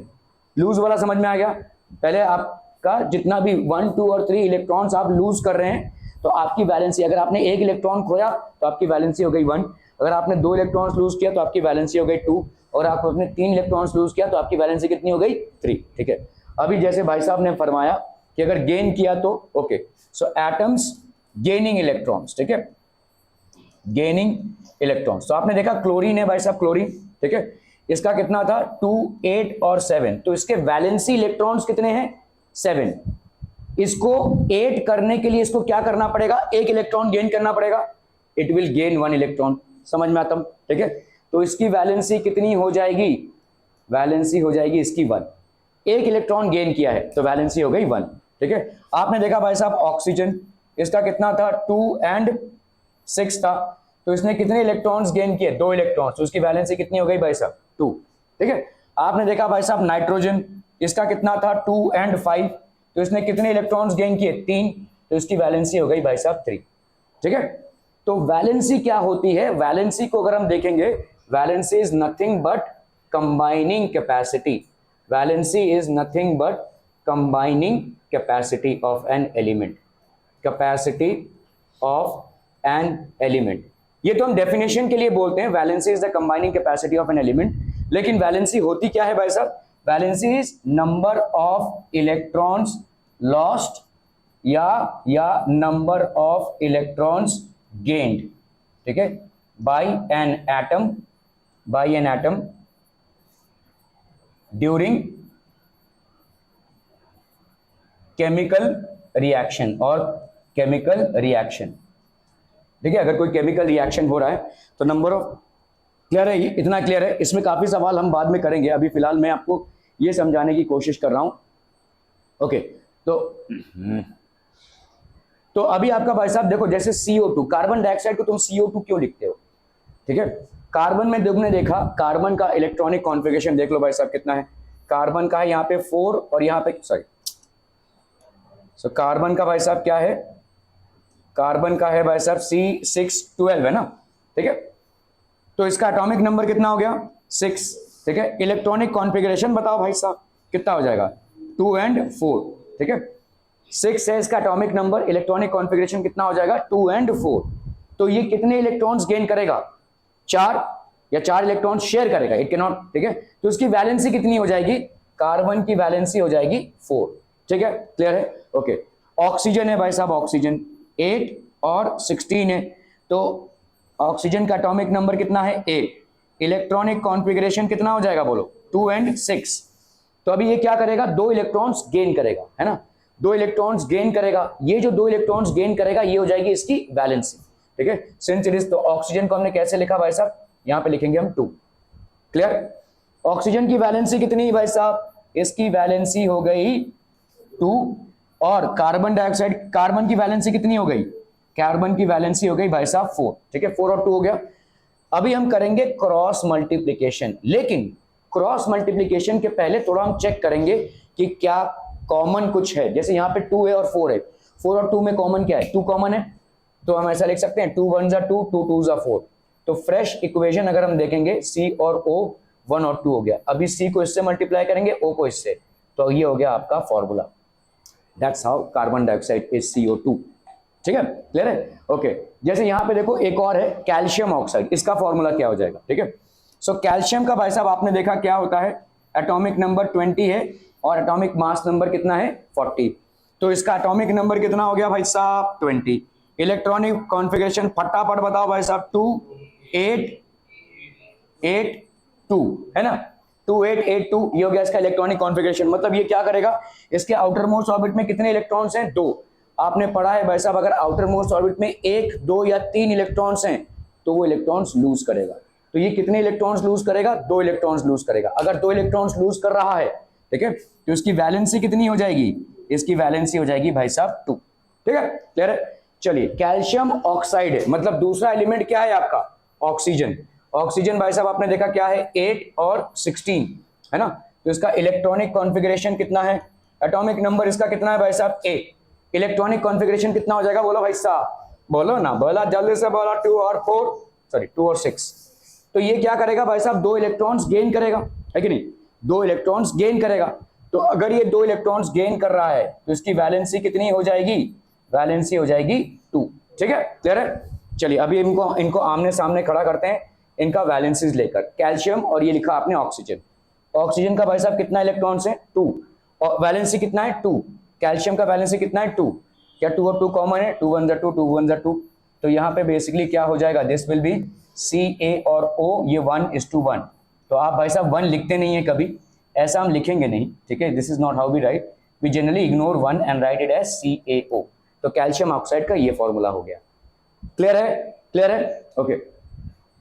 चलिए अभी हम आते हैं भाई साहब कार्बन, ठीक है, कैल्शियम कार्बोनेट फॉर्म हो रहा है, ठीक है, कैल्शियम कार्बोनेट फॉर्म हो रहा है। आप थोड़ा सा इसको याद रखिए कि कार्बोनेट जो आयन है, ठीक है, इसकी वैलेंसी, कार्बोनेट की वैलेंसी ये होती है भाई साहब 2। इसको कहीं पे लिख लीजिए, बाद में आप समझेंगे इसको कैसे 2 आया है, ठीक है। तो कैल्शियम का हमने देखा भाई साहब कितना है वैलेंसी 2, और कार्बोनेट का वैलेंसी कितना है 2। तो यहाँ पे, ठीक है, तो ये क्या हो गया भाई साहब आपका Ca, ये हो गया CO3, और 1:1 का रेशियो हो गया, ठीक है। तो इसको अगर हम क्रॉस मल्टीप्लाई करेंगे, what we will get is CaCO3, calcium carbonate. Clear है भाई साहब, क्लियर है, बहुत बढ़िया ना भाई साहब, ठीक है, ओके। अभी हम आते हैं भाई साहब इसमें इक्वेशन में, अभी आपने क्या लिखा था, वर्ड इक्वेशन लिखा था, अभी आप बराबर इक्वेशन लिखेंगे। तो C कार्बन डाइऑक्साइड का फॉर्मूला तुम्हें क्या मिला, CO2, ठीक है। कैल्शियम ऑक्साइड का फॉर्मूला तुम्हें क्या मिला, CaO। ये क्या बना रहे हैं, they are forming calcium carbonate, they are forming what, calcium carbonate, ठीक है, समझ में आ रहा है भाई साहब। तो this is basically what, carbon dioxide, this is what, calcium oxide, and this is what, calcium carbonate, ठीक है, ये हो रहा है आपका कैल्शियम कार्बोनेट। क्लियर है, क्लियर है, क्लियर है। अब देख लो भाई साहब, अभी इसको कर लो, क्या है इसका 112 ग्राम क्या यूज किया है हमने, ये है ना कैल्शियम ऑक्साइड। कार्बन डाइऑक्साइड का लेट से X ले लिया हमने, और ये कितना बना रहा है आपका 200, ठीक है, 200 ग्राम, ये 200 ग्राम है। तो यहाँ पे applying law of conservation of mass, law of conservation of mass, law of conservation of mass के हिसाब से क्या हो जाएगा भाई साहब, x plus 112 gram, this will be equal to 200 gram, ठीक है। तो x की वैल्यू कितनी हो जाएगी, 200 minus 112 gram, so that will be how much, 88 grams. तो आपका देयरफॉर हम यहाँ पे क्या लिखेंगे, मास x मतलब मास ऑफ कार्बन डाइऑक्साइड, ये कितना हो जाएगा भाई साहब 88 grams. Are we clear on this one? आप पीपल समझ में आता हूँ, बहुत बढ़िया हम ना भाई साहब, ठीक है। CO2 प्लस CaO, ये हो गया आपका CaCO3, mass of carbon dioxide plus mass of CO is equal to mass of CaCO3 by law of conservation of mass, law of conservation of mass, law of conservation of mass, ठीक है। इसके हिसाब से तो mass of CO2 plus mass of 100 हो गया, तो mass of CO2 will be how much 200 minus that is 88 gram. The law of conservation of mass governs the answer. तो यहाँ पे कौन सा लॉ हम अप्लाई कर रहे हैं? Law of conservation of mass. Clear हम पीपल? हम बहुत बढ़िया। अभी आते हैं भाई साहब लॉ ऑफ कांस्टेंट प्रोपोर्शंस पे, ठीक है। What is law of constant proportions? The law of constant proportions was given by Louis Proust, ठीक है। लुईस प्राउस्ट ने ये लॉ दिया हुआ है 1779 में। A chemical compound always consist of the same elements combined together in the same proportion by mass, ठीक है। एक केमिकल कंपाउंड है, अभी जैसे मैं इनसे पूछा कि कार्बन डाइऑक्साइड क्या होता है, तो इन्होंने बोला CO2, ठीक है। क्यों CO क्यों नहीं हो सकता है ना, कार्बन और ऑक्सीजन है ना भाई साहब, ठीक है। तो कार्बन डाइऑक्साइड इन्होंने बोला CO2 है, मतलब जब आप कार्बन डाइऑक्साइड की बात कर रहे हैं, ठीक है, when you are talking about carbon dioxide this is the formula, ठीक है। जब कार्बन मोनोऑक्साइड की बात कर रहे हैं so this is the formula, ठीक है। कार्बन मोनोऑक्साइड की बात कर रहे हैं, अभी देखो वही दो एलिमेंट्स हैं, कौन कौन से? कार्बन और ऑक्सीजन। एक में भाई साहब एक कार्बन और 2 ऑक्सीजन एटम है, एक में एक कार्बन और 1 ऑक्सीजन एटम है, ठीक है। इस कार्बन डाइऑक्साइड मॉलिक्यूल में एक कार्बन और 2 ऑक्सीजन एटम है, और इस कार्बन मोनोऑक्साइड मॉलिक्यूल में एक कार्बन और 1 ऑक्सीजन एटम है। Clear clear clear, okay. चलिए, तो कार्बन डाइऑक्साइड हो गया, ये हो गया आपका क्या? Carbon monoxide. इस रूम में क्या कार्बन डाइऑक्साइड है? हम लोग सब कार्बन डाइऑक्साइड रिलीज कर रहे हैं ब्रीदिंग आउट में। Are we getting suffocated? भाई जहां भी जाओगे आप तुमको बड़ी मात्रा में कार्बन डाइऑक्साइड मिलेगा। So is this poisonous for us? No, we can easily survive, ठीक है। तो कार्बन डाइऑक्साइड में हम आराम से सर्वाइव कर रहे हैं। Carbon monoxide highly poisonous gas है, ठीक है। जितना आपका यहाँ पे कार्बन डाइऑक्साइड है उसका भाई साहब 5% भी अगर कार्बन मोनोऑक्साइड होगा तो इस रूम से कोई भी जिंदा बाहर नहीं जाएगा, ठीक है। यही है क्यों? क्योंकि हमारे ब्लड में होता है हेमोग्लोबिन, ठीक है। हमारे ब्लड में एक पिगमेंट होता है हेमोग्लोबिन, और ये क्या करता है? ऑक्सीजन के साथ कंबाइन करता है। कैसा है? देखो, हमारा एक हार्ट है, ठीक है। उस हार्ट में जो ब्लड है वो आता है, ये ब्लड पंप होता है हमारे लंग्स में। हम जो इनहेलिंग कर रहे हैं ये ऑक्सीजन आता है हमारे लंग्स में। ये ऑक्सीजन जो है तो आपके जाता है किसमें? ब्लड में, क्योंकि ब्लड में है आपका हेमोग्लोबिन, ये ऑक्सीजन को उठाता है, ठीक है। इट्स लाइक दिस जी। मतलब देखो, जैसे वो डिलीवरी वैन्स होते हैं ना, ठीक है, जो वैसे माल देते हुए जाते हैं किरानों की दुकान में, ठीक है, तो वो क्या करते हैं, उनके पास कैरियर्स होते हैं, उन पे वो रखते हैं और फिर माल डिलीवर करते हैं। तो वैसा ही हमारे ब्लड में ये वाला जो कंपोनेंट है हेमोग्लोबिन, ये ऑक्सीजन को उठाता है, ठीक है। और हेमोग्लोबिन जो है आसपास के वातावरण से ऑक्सीजन को उठाएगा, मतलब आसपास हमारे यहाँ पे देखो नोज के आउटलेट से ही हमारे सारे गैसेस अंदर जा रहे हैं, लंग्स में जा रहे हैं। तो अभी लंग्स में पूरा पूरा एयर गया हुआ है, ठीक है, लंग्स में एयर गया हुआ है, लंग्स में सिर्फ ऑक्सीजन नहीं गया है, लंग्स में पूरा एयर गया हुआ है, लेकिन उस एयर में से ऑक्सीजन कौन उठा रहा है? हेमोग्लोबिन जो ब्लड में है, ठीक है। लेकिन हेमोग्लोबिन की एक फितरत है कि वो जितना ऑक्सीजन के साथ कंबाइन करता है उससे 400 गुना ज्यादा वो कार्बन मोनोऑक्साइड के साथ कंबाइन करता है। मतलब जितनी तीव्रता से वो ऑक्सीजन को उठा रहा है उससे 400 गुना ज्यादा तीव्रता से वो कार्बन मोनोऑक्साइड को उठाएगा। तो अगर हमने ऐसा एयर लिया हुआ है जिसमें कार्बन मोनोऑक्साइड की मात्रा बहुत ज्यादा है तो क्या होगा भाई साहब? हमारा हेमोग्लोबिन उसको पिकअप करेगा, ठीक है, ऑक्सीजन को छोड़ देगा। और अभी क्या होगा भाई साहब? पूरे शरीर में भाई साहब हेमोग्लोबिन क्या ट्रांसपोर्ट कर रहा है? Carbon monoxide. और ये जो कार्बन मोनोऑक्साइड है ये हमारे शरीर को जरूरत नहीं है, हमारे शरीर को चाहिए ऑक्सीजन। हमारे हर एक सेल को ऑक्सीजन चाहिए क्योंकि वही तो बर्निंग करता है, हमारे से कार्बोहाइड्रेट्स को बर्न करता है और उससे एनर्जी रिलीज होती है, ठीक है। तो अभी हमारा जो एनर्जी रिलीज का प्रोसेस है वो होगा नहीं, मतलब सारे ऑर्गन्स हमारे क्या हो जाएंगे? फेल हो जाएगा और इंसान मर जाएगा, द पर्सन विल डाई, ठीक है। इसको हम बोलते हैं कार्बन मोनोऑक्साइड पॉइजनिंग। तो आप देखो थोड़ा सा रेशियो हमने बिगाड़ दिया तो भाई साहब कंपाउंड ही चेंज हो गया। एक नॉट लाइफ थ्रेटनिंग, हालांकि पोल्यूशन होता है, हम बोल सकते हैं ग्लोबल वार्मिंग होती है, but is not life threatening. हमारा लाइफ नहीं चला जाएगा कार्बन डाइऑक्साइड के एनवायरमेंट में, दिस इज लाइफ थ्रेटनिंग। ठीक है, ये लाइफ थ्रेटनिंग है। मतलब अगर हम कार्बन मोनोऑक्साइड, एक इंसान, अगर मैंने बहुत बार शायद एग्जांपल दिया होगा आपको कि गाड़ी में अगर कोई ड्राइवर है और वो भाई साहब एसी लगाकर सो गया है, कभी कभी क्योंकि एसी के पाइप्स में कार्बन मोनोऑक्साइड होता है, तो वहां पे अगर पाइप में थोड़ा सा भी लीकेज होगा और समझ लो ये लीकेज भाई साहब ये चला गया अंदर, ठीक है, ये चला जाएगा, वो इंसान वहीं पे मर जाएगा, सोते सोते ही मर जाएगा। वो सुन रहा है भाई साहब एसी चल रहा है भाई साहब, लेकिन उसके पूरे एनवायरनमेंट में कार्बन मोनोऑक्साइड है, जिसकी वजह से ही will be choked to death in no time. ठीक है, सो तो ये सारी चीजें होती। तो आप देखो रेशियो थोड़ा सा हमने बिगाड़ दिया तो क्या हो गया, अलग ही कंपाउंड बन गया। तो लॉ ऑफ कांस्टेंट प्रोपोर्शन क्या बोल रहा है कि जब एलिमेंट्स कंबाइन करते हैं कंपाउंड्स फॉर्म करने के लिए, they will always do in a certain proportion by weight. ठीक है, तो हमने पढ़ा हुआ है भाई साहब कार्बन का एटॉमिक मास कितना है 12 म्यू, और ऑक्सीजन का एटॉमिक मास कितना है भाई साहब 16 म्यू। ठीक है, तो यहां पे रेशियो बताओ कितना हो जाएगा, 12 और ऑक्सीजन का कितना है 2, 16 जा 32 है ना, 12:32। तो अभी भाई साहब 4 3 जा 12, 4 8 जा 32। तो कार्बन डाइऑक्साइड में कार्बन और ऑक्सीजन का रेशियो क्या है 3:8 है। वही चीज आप कार्बन मोनोऑक्साइड में आते हैं। ठीक है, अगेन यहाँ पे कितना हो जाएगा बोलो, एक एटम है 12, एक एटम ऑक्सीजन का तो 16, 4 3 जा 12, 4 4 जा 16। तो यहाँ पे कार्बन और ऑक्सीजन का रेशियो क्या हो गया 3:4। तो 3:8 वाला रेशियो रहेगा कार्बन और ऑक्सीजन के बीच में, किसमें, कार्बन डाइऑक्साइड में, और 3:4 का रेशियो हो जाएगा कार्बन और ऑक्सीजन के बीच में, किसमें, कार्बन मोनोऑक्साइड में। एंड देखिए प्रॉपर्टीज जमीन आसमान का फर्क हो गया। ठीक है, one is a highly poisonous gas and the other one is not. Are we clear to this one people? समझम बहुत बढ़िया। ठीक है, ओके, एक और एग्जांपल ले लेते हैं हम। जैसे जैसे समझो आपका है H2O और दूसरा है भाई साहब H2O2। इसको हम बोलेंगे क्या, वाटर, है ना, और इसको हम क्या बोलेंगे, हाइड्रोजन पेरोक्साइड। ठीक है, हाइड्रोजन पेरोक्साइड।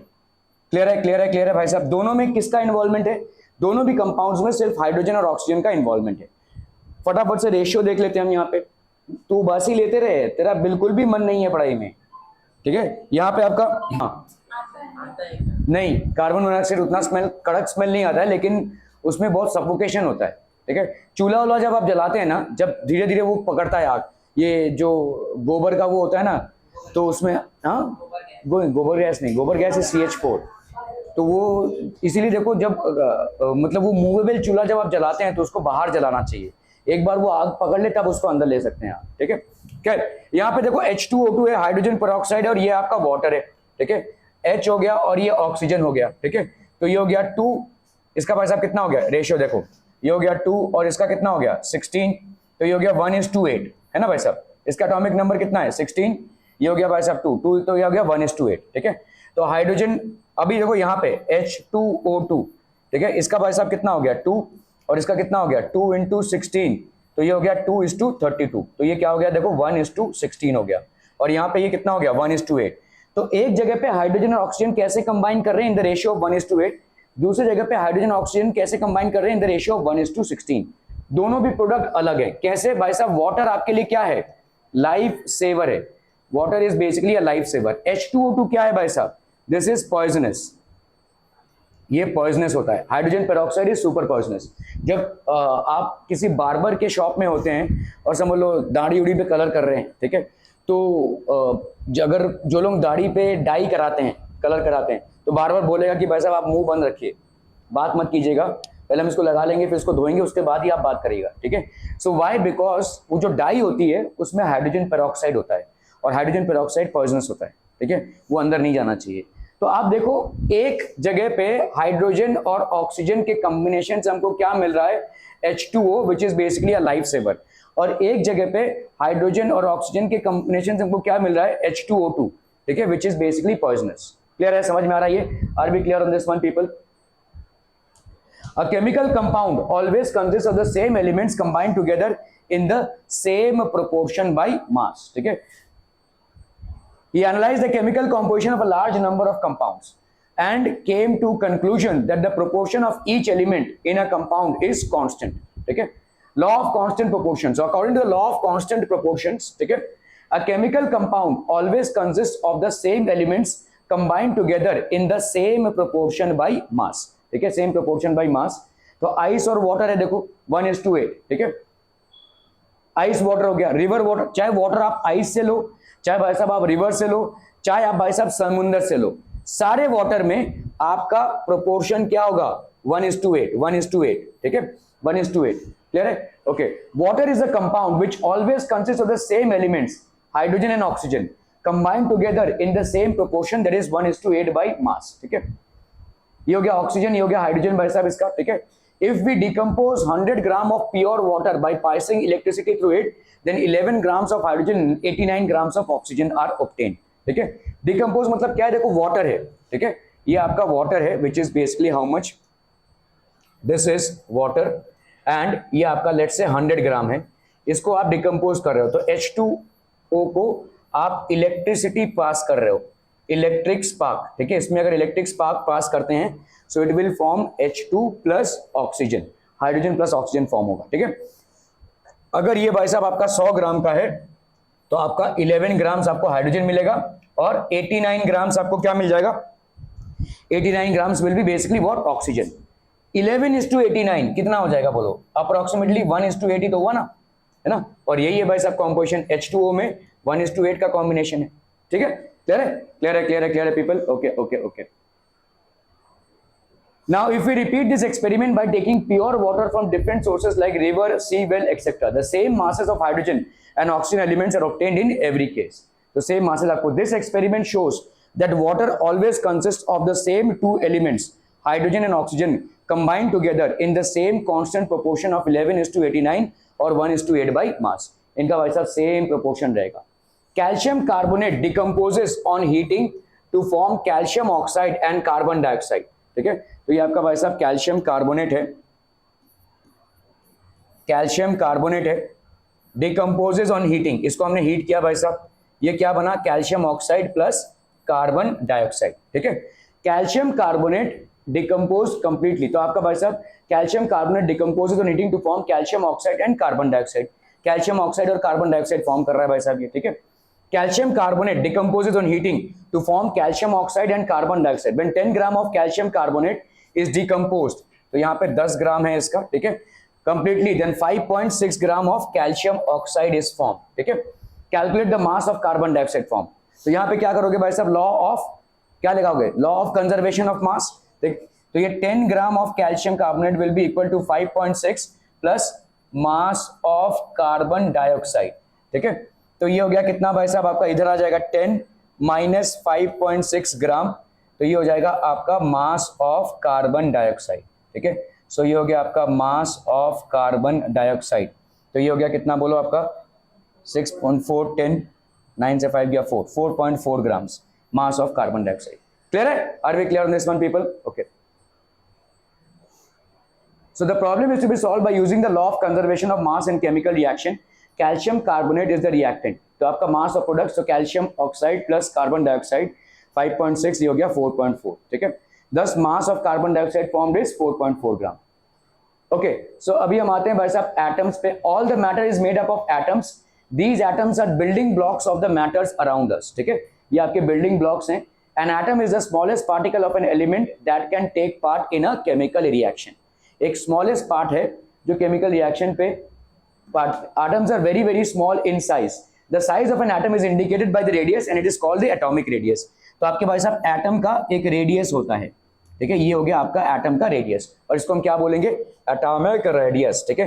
एटॉमिक रेडियस मतलब क्या हो जाएगा बोलो, न्यूक्लियस के सेंटर से आपके आउटर मोस्ट ऑर्बिट का डिस्टेंस, समझ में आ रहा है, आउटर मोस्ट ऑर्बिट जिसमें इलेक्ट्रॉन्स है, न्यूक्लियस के सेंटर से आउटर मोस्ट ऑर्बिट का जो डिस्टेंस होगा वो होगा भाई साहब आपका क्या, atomic radius, this will be known as atomic radius, ठीक है।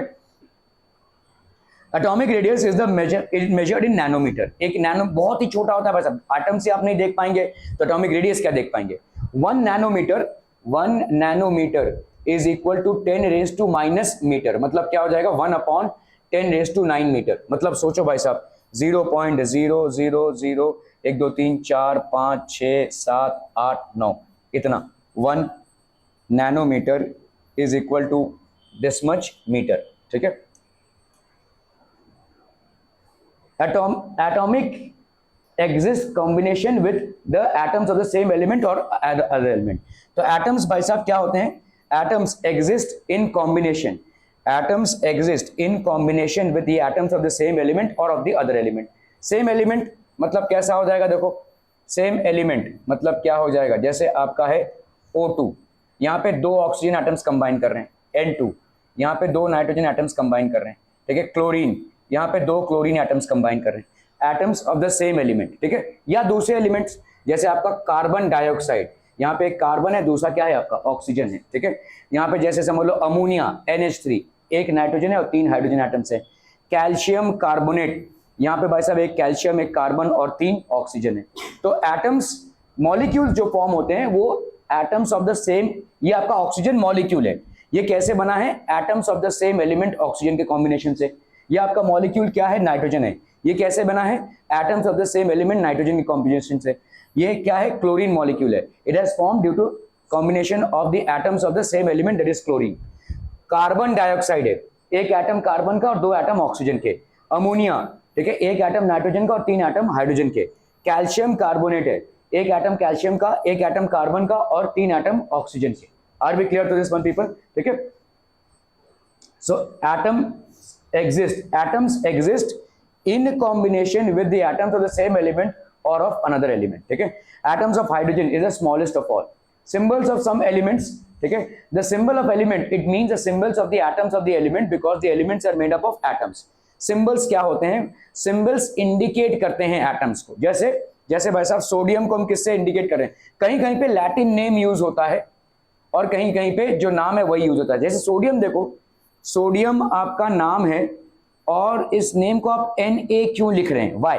Because may be nitrogen was discovered earlier, और नाइट्रोजन को हम ऑलरेडी किससे रिप्रेजेंट कर रहे हैं? N से। सल्फर भाई साहब, सल्फर है, इसको हम ऑलरेडी किससे रिप्रेजेंट कर रहे हैं? S से। तो फिर से सोडियम के लिए हम S यूज नहीं कर सकते, ठीक है। स्कैंडियम है, देखिए स्कैंडियम, इसको हम किससे रिप्रेजेंट कर रहे हैं? Sc से, ठीक है। इसको हम सोडियम के लिए नहीं इस्तेमाल कर सकते, इसलिए S, ठीक है। सल्फर हो गया, स्कैंडियम हो गया, वी कैन नॉट। सिलेरियम होता है एक और एलिमेंट, सिलेरियम, ठीक है, इसकी भाई साहब क्या होती है? Se। तो सब जगह S यूज हो चुका है, इसीलिए हमने क्या पिक किया भाई साहब? Latin name. लैटिन नेम में क्या है? नाट्रियम। सोडियम को हम लैटिन में क्या बोलते हैं? नाट्रियम, और इसीलिए हमने क्या सिंबल डाल दिया यहाँ पे? Na। समझ में आ रहा है ये? जैसे आप देखोगे हाइड्रोजन, इसमें हमने सिंपल ही रखा है, हाइड्रोजन है तो इसको हमने He रखा है, ठीक है। ऑक्सीजन, यहाँ पे भाई साहब इसका सिंबल क्या हो जाएगा? ऑक्सीजन का हमने O ही रखा है, ठीक है। तो ज्यादा करके हमने जो इंग्लिश नेम है उसके हिसाब से ही आपके सिंबल्स बनाए हैं, लेकिन कहीं कहीं पे एक्सेप्शन से, जैसे नाट्रियम रख दिया हमने, ठीक है। जैसे समझ लो पोटेशियम है, पोटेशियम है, आइडियली इसका क्या होना चाहिए था? P, लेकिन P हम क्यों नहीं यूज कर पा रहे? क्योंकि P को हमने ऑलरेडी यूज किया है कहाँ पे? फॉस्फोरस में। फॉस्फोरस भाई साहब होता है आपका P, ठीक है। एक और एलिमेंट होता है पोलियम, जिसका होता है PO, ठीक है। एक और एलिमेंट होता है पैलेडियम, जिसको हम लिखते हैं PD। तो ऑलरेडी P बहुत टाइम यूज हो चुका है, इसीलिए हमने पोटेशियम के लिए क्या किया भाई साहब? पोटेशियम का लैटिन नेम, लैटिन एक लैंग्वेज होती है, इसका लैटिन नेम है कैलियम, तो इसीलिए पोटेशियम के लिए हमने कौन सा सिंबल यूज कर लिया? K, ठीक है। Are we clear on this one people? तो कहीं कहीं पे आपका भाई साहब हम लैटिन नेम को यूज करते हुए सिंबल डालते हैं, और कहीं कहीं पे हम ऐसे ही नेम को यूज करते हुए सिंबल डालते हैं, इंग्लिश नेम को, ठीक है। The symbol of elements, it means a symbol of the atoms of the elements, because elements are made up of atoms. Elements are made up of atoms, ठीक है। We will first discuss the Dalton symbol of elements and then the model symbol of elements, ठीक है। तो आपका भाई साहब Dalton was the first scientist to use the symbol for elements in very specific sense।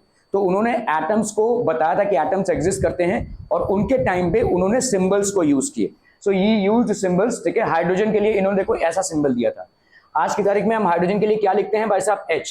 Carbon के लिए इन्होंने ये सिंबल दिया था, आज की तारीख में हम क्या यूज करते हैं? सिंबल C, ठीक है, क्लियर है। ऑक्सीजन के लिए इन्होंने देखो इस तरीके का सिंबल दिया था, ठीक है। फिर फॉस्फोरस के लिए इन्होंने इस तरीके का सिंबल दिया था। आज की तारीख में ऑक्सीजन के लिए हम कौन सा सिंबल यूज करते हैं? O। फॉस्फोरस के लिए हम कौन सा सिंबल यूज करते हैं? P, ठीक है। सो नहीं, K हम पोटेशियम के लिए यूज करते हैं, ठीक है। सल्फर के लिए हम देखो आज की तारीख में कौन सा सिंबल यूज करते हैं? S। आयरन के लिए हम क्या यूज करते हैं? Again Fe। क्यों? क्योंकि भाई साहब देखो आयरन के लिए हम I क्यों नहीं इस्तेमाल कर पा रहे हैं? क्योंकि I को हमने ऑलरेडी यूज कर लिया है, किसके लिए? आयोडीन के लिए। ठीक है, आयोडीन के लिए हमने आई यूज कर लिया है, इसीलिए अगेन हमने लैटिन नेम लिया है।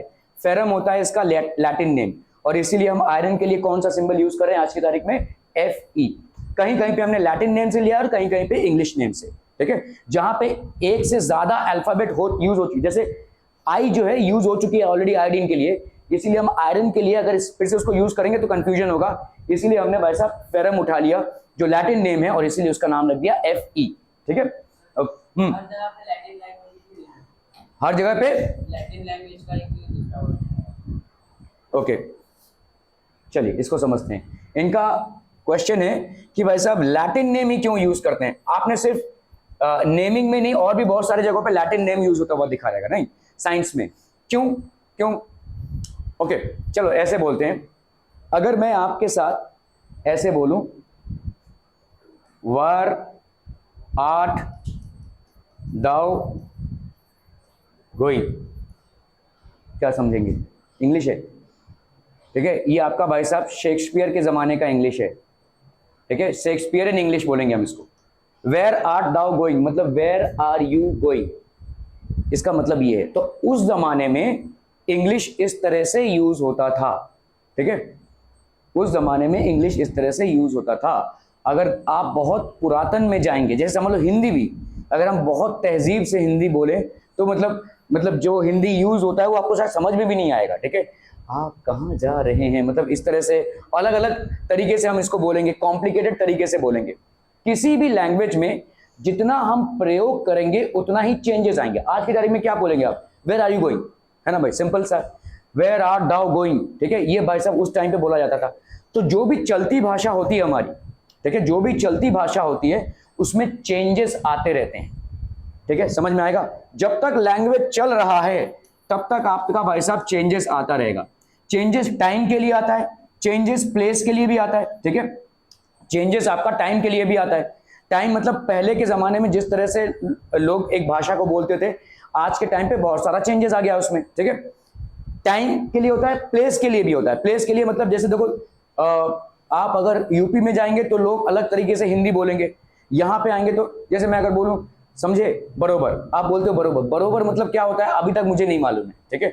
बरोबर मतलब हाँ ठीक बोल रहे हैं या ठीक है ना। सो इस तरीके की आपके प्लेस ओरिएंटेड चेंजेस हैं। आप मुंबई में जिस तरह से हिंदी को बोलते हैं आप उसी तरह से हिंदी को यूपी में नहीं बोलते, आप उस तरह से हिंदी को बंगाली में नहीं, वेस्ट बंगाल में नहीं बोलते हैं, या और किसी स्टेट में नहीं बोलते हैं। अलग अलग स्टेट्स में अलग अलग तरीके से हिंदी को बोला जाता है, ठीक है। हिंदी क्या, कोई भी लैंग्वेज, ठीक है, कोई भी लैंग्वेज, तो ये चेंजेस होते रहते हैं। कोई भी चलती भाषा में चेंजेस होता रहेगा। लैटिन लैंग्वेज जो है वो डेड लैंग्वेज है। डेड लैंग्वेज है मतलब आज की तारीख में भाई साहब उसको कोई यूज नहीं करता है, ठीक है। Nobody uses this dead format of language any more, जिसके वजह से हमने सारे साइंटिफिक टर्म्स को लैटिन लैंग्वेज में, क्योंकि अगर चेंज होता रहेगा लैंग्वेज तो नाम भी चेंज होते रहेंगे, ठीक है, बहुत सारे फॉर्मेट्स भी चेंज होते रहेंगे। तो इसीलिए जो डेड लैंग्वेज में उसमें कोई चेंज नहीं हो सकता। इसीलिए साइंटिफिक फॉर्मेट में ज्यादा करके बायोलॉजी और केमिस्ट्री में जो भी नेमिंग्स होती हैं वो लैटिन वर्ड्स यूज होती हैं, ठीक है। That's the reason Latin words are use. ना ही ग्रामर में कोई चेंज आएगा, ना ही नेम्स में कोई चेंजेस आएंगे, वही के वही रह जाएंगे। तो इसीलिए हमने इस डेड लैंग्वेज को चुना है। इट इज मोर और लेस अ डेड लैंग्वेज। क्या ये समझ में आ रहा है? That's the reason Latin language has been chosen. Okay, so इस तरह Dalton was the first scientist to use the symbols of the elements in a very specific sense. तो यहाँ पे हो गया भाई साहब कॉपर। कॉपर को हम कैसे लिखते थे, यहाँ पे सी। आज की तारीख में कॉपर को हम कैसे लिखते हैं, Cu, ठीक है। कॉपर इज बेसिकली, तो ये Cu क्यों आया भाई साहब, Cu क्यों लिख रहे हैं, क्योंकि कहीं पे भी तो U नहीं है, तो ये भी लैटिन नेम से लिया गया है विच इज क्यूप्रियम, ठीक है, वहां से लिया गया है Cu, ठीक है। ओके, लेड को आज की तारीख में हम क्या लिखते हैं, लेड को हम L नहीं लिखते हैं, ठीक है, लेड को हम लिखेंगे Pb, ठीक है। एक्चुअली ये नाम लिया गया है प्लम्बियम, ठीक है, प्लम्बियम से लिया गया है, ठीक है। और इसीलिए आपका जो लोग पाइप्स का काम करते हैं उनको हम बोलते हैं प्लम्बर, ठीक है, क्योंकि पहले के जमाने में जो पाइप्स बनते थे वाटर के वो लेड से बनते थे, ठीक है। तो प्लम्बियम से आता है वर्ड प्लम्बर, ठीक है, प्लम्बियम से आता है word plumber. Plumbium is basically a Latin word, ठीक है। तो लेड क्या लिखते हैं, हम लिखते हैं Pb। सिल्वर के लिए हम क्या लिखते हैं भाई साहब, Ag, ठीक है। Ag मतलब अर्जेंटीनियम, ठीक है। ये अर्जेंटीनियम बेसिकली लैटिन नेम है सिल्वर का, और इसलिए हमने इसको भाई साहब Ag किया, क्योंकि भाई साहब एस से बहुत सारे मेटल्स पहले हो चुके हैं। सल्फर आपका एस से लिखा जाता है, ठीक है। स्कैंडियम आपका Sc होता है, ठीक है। सेलेरियम आपका Se होता है। तो एस का बहुत प्रयोग हो गया है, ज्यादा प्रयोग करने जाएंगे तो कंफ्यूजन होगा, इसीलिए सिल्वर को हमने अर्जेंटेनियम Ag लिखा हुआ है, ठीक है। ओके, गोल्ड को हम क्या लिखते हैं? Au, ठीक है। गोल्ड को हम लिखते हैं Au, क्योंकि बहुत सारे एलिमेंट्स G से भी हैं, जैसे गैलियम आपका एक एलिमेंट है जिसको हम Ga लिखते हैं, ठीक है। गैलियम एक एलिमेंट है जिसको हम Ga लिखते हैं। So this is written as Au। ये आपका आता है कहां से? ऑरम, ठीक है। ये भी आपका लैटिन नेम है गोल्ड का, ठीक है। Au। प्लैटिना, मरकरी, मरकरी को क्या लिखते हैं भाई साहब? प्लैटिना Pb लिखा जाता है। मरकरी को हम लिखते हैं Hg। ये भी नाम आता है आपका कहां से भाई साहब? मरकरी का नाम जो Hg है, ठीक है, ये भी आता है आपके लैटिन नेम से, ठीक है। All these are basically Latin names. तो इस तरीके के उन्होंने, देखिए डाल्टन के टाइम पे उतने ज्यादा एलिमेंट्स डिस्कवर नहीं हुए थे, तो आप ऐसे सिंबल से एलिमेंट्स को रिप्रेजेंट कर सकते हैं। कुछ गिने चुने एलिमेंट्स ही उस टाइम पे डिस्कवर हुए थे। आज की तारीख में भाई साहब 118 एलिमेंट्स हैं, और उन सारे एलिमेंट्स का सिंबल आप कैसे याद रखोगे? ठीक है, हमको भाई साहब फॉर्मूला ही नहीं याद रहता है, तो हम सिंबल्स कैसे याद रखेंगे? क्या क्या क्या एग्जाम्पल? नहीं आएगा ज्यादा करके क्वेश्चन, ठीक है। लेकिन ये कुछ कॉमन सिंबल्स हैं जो याद रखने पड़ेंगे थोड़ा आपको, ठीक है। हो सकता है क्वेश्चंस आ जाएं, लेकिन मुझे नहीं लगता कि कोई सेंसिबल एग्जामिनर इस तरह के क्वेश्चंस बनाएगा। जो प्रचलित नहीं है उसको बनाने की क्या जरूरत है, ठीक है।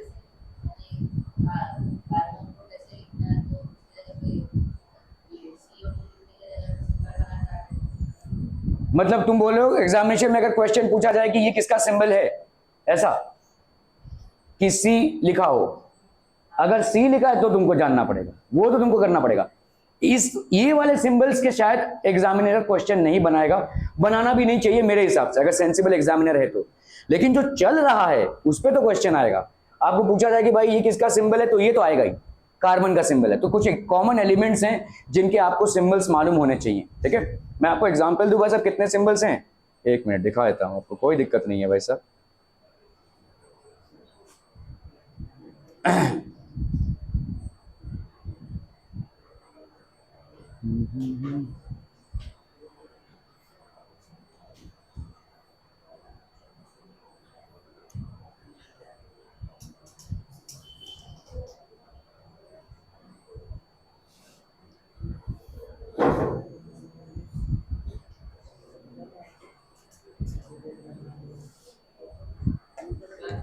वो बोल रहे हैं जहाँ पे कार्बन रिप्रेजेंट करना हो वहाँ पे क्या लिखेंगे? सी ही लिखेंगे। देख लो भाई साहब, ये आपके कंपाउंड्स हैं, ये सारे आपके एलिमेंट्स हैं, दिख रहा है? H हाइड्रोजन के लिए, लिथियम के लिए Li। तो कोई आपसे ये एक्सपेक्ट नहीं कर रहा है कि आप सारे सिंबल्स याद रखो, ठीक है, ऑब्वियसली। लेकिन जो कॉमन एलिमेंट्स हैं उनके तो, जैसे आपको सोडियम का सिंबल, पोटेशियम का सिंबल, कैल्शियम का सिंबल, ये सारे सिंबल्स आपको याद होने चाहिए, ठीक है। मैं चाहे तो आपको भाई साहब यहाँ पे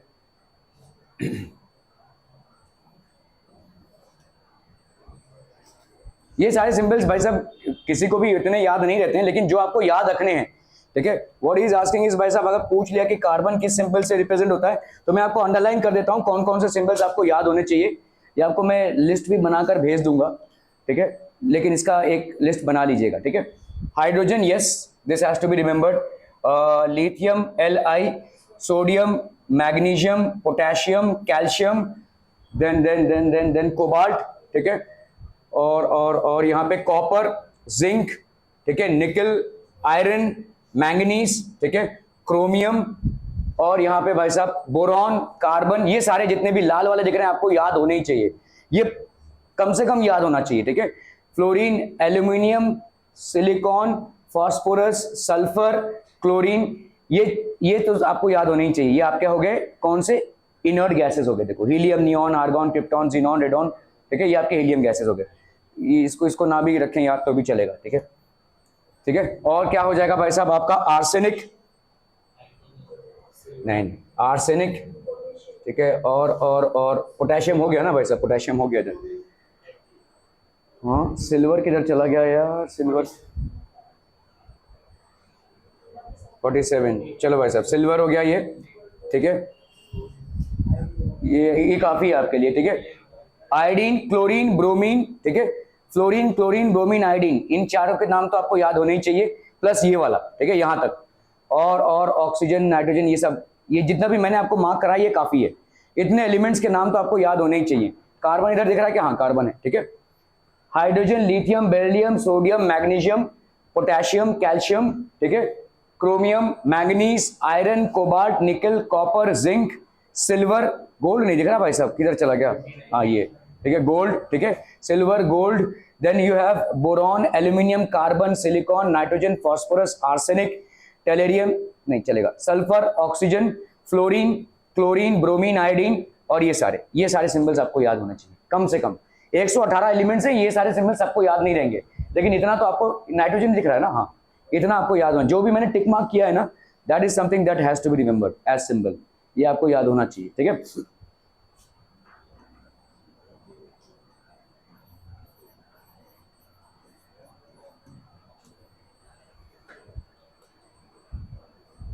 ये कॉमन सिंबल्स हैं।